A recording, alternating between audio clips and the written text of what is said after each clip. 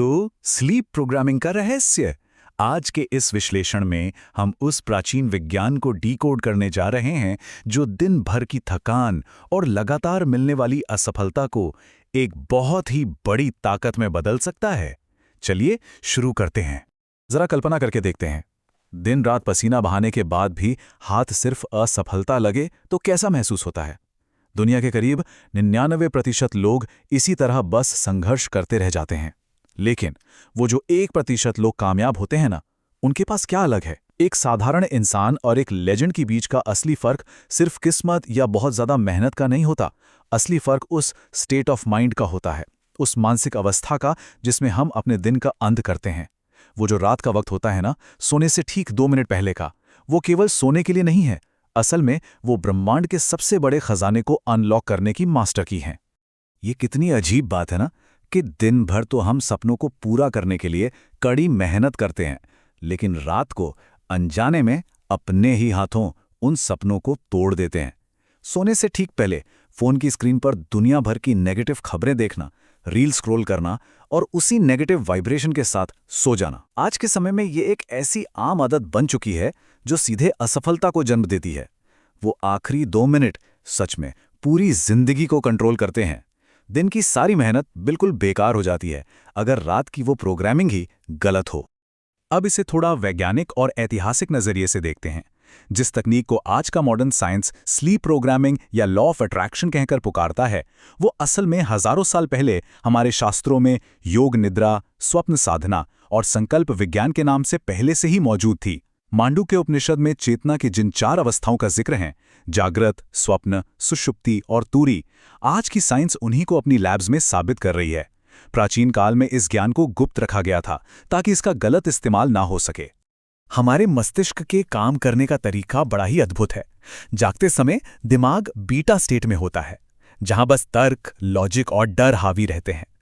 लेकिन सोने से ठीक पहले जब पलकें भारी होने लगती हैं ना, तब दिमाग अल्फा स्टेट और फिर गहराई में जाके थीटा स्टेट में चला जाता है।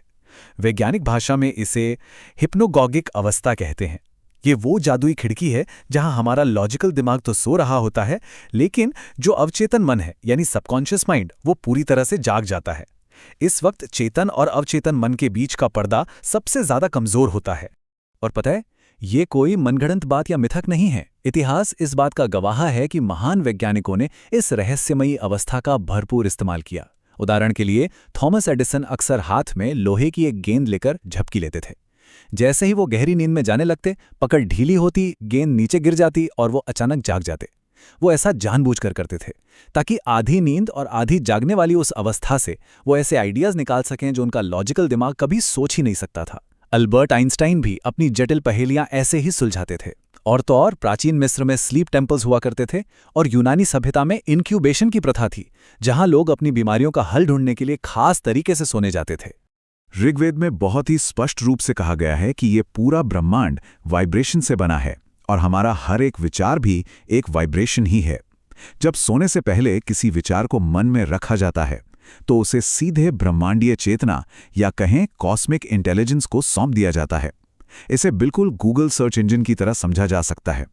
जैसे इस सर्च बॉक्स में कुछ लिखकर एंटर दबाने के बाद हम ये चिंता नहीं करते कि गूगल का सर्वर कैसे काम करेगा, हम बस रिजल्ट का इंतजार करते हैं। ठीक उसी तरह सोने से पहले के वो 2 मिनट हमारे दिमाग का एंटर बटन होते हैं। अब इस स्लाइड में जो बात है वो वाकई बहुत दिलचस्प है। ये विधि सीधे विज्ञान भैरव तंत्र से आती है, जहां भगवान शिव ने शून्य में उतरने की तकनीक बताई थी। इसके 4 बहुत ही स्पष्ट चरण हैं। सबसे पहले बिस्तर पर लेटकर शरीर को पूरी तरह से ढीला छोड़ देना है, जिसे शवासन कहते हैं।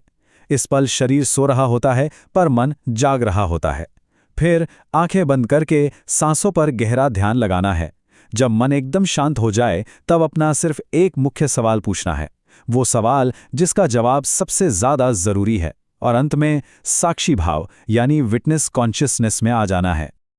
लेकिन रुकिए, यहीं पर 99% लोग सबसे बड़ी गलती करते हैं। सवाल पूछने के तुरंत बाद वो खुद ही अपने तार्किक दिमाग से उसका जवाब सोचने लग जाते हैं। इसका सुनहरा नियम यह है कि ऐसा बिल्कुल नहीं करना है। लॉजिकल माइंड को बीच में लाना ही नहीं है।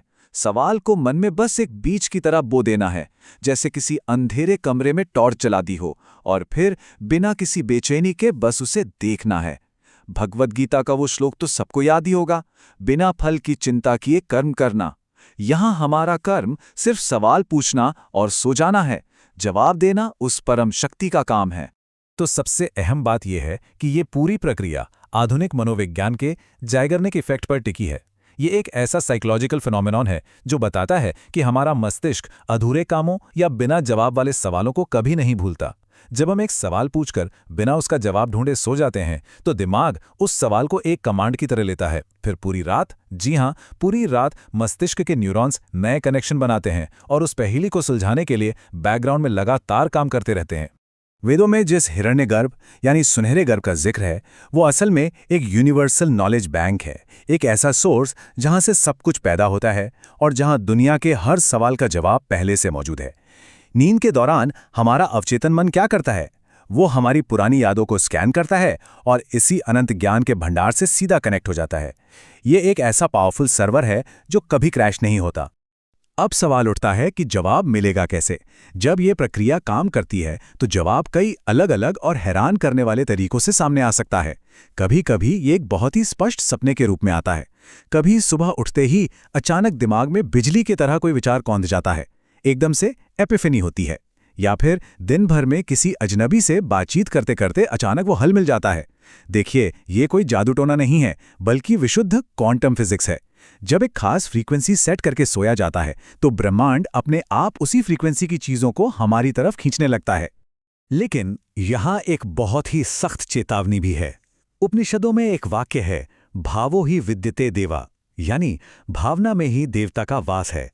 अगर सवाल पूछते समय मन में जरा सा भी डर या शक है ना, तो ये तकनीक बिल्कुल काम नहीं करेगी। डाउट के साथ सवाल पूछने का मतलब है ब्रह्मांड को कंफ्यूज्ड सिग्नल भेजना। सवाल ऐसे पूछना चाहिए जैसे एक छोटा बच्चा अपनी मां से कुछ मांगता है, एकदम साफ दिल और पूरे भरोसे के साथ कि जो भी मिलेगा वो एकदम सही होगा। सोने से पहले कि हमारी भावनाएं इतनी ज्यादा महत्वपूर्ण क्यों हैं, इसका एक बहुत बड़ा कारण है। मॉडर्न रिसर्च भी अब ये मानती है कि सोने से ठीक पहले मन में जो भी भावना होती है वो पूरी रात हमारे नर्वस सिस्टम में एक लूप की तरह प्ले होती रहती है। इसे ऐसे समझिए, अगर चिंता के साथ सोए तो वो 8 घंटे तक केवल चिंता करने की ही प्रैक्टिस है, लेकिन इसके उलट अगर समाधान की उम्मीद और एकदम शांति के साथ सोए तो वो लगातार 8 घंटे तक सफलता की प्रैक्टिस बन जाती है। चॉइस पूरी तरह से हमारी अपनी होती है। शुरुआत में जब यह अभ्यास करेंगे तो हो सकता है मन थोड़ा भटके, कुछ अजीब सा भी लगे, लेकिन इसे बीच में छोड़ना नहीं है। शास्त्रों में निरंतर अभ्यास और वैराग्य को ही मन पर काबू पाने का रास्ता बताया गया है। ये याद रखना बहुत जरूरी है कि इंसान सिर्फ हाड़ मांस का पुतला भर नहीं है, वो एक अनंत ऊर्जा का स्रोत है। स्वामी विवेकानंद भी यही कहते थे कि हर आत्मा में परमात्मा बनने की क्षमता है। सुहम अस्मि, मैं ही वो अनंत ऊर्जा हूं।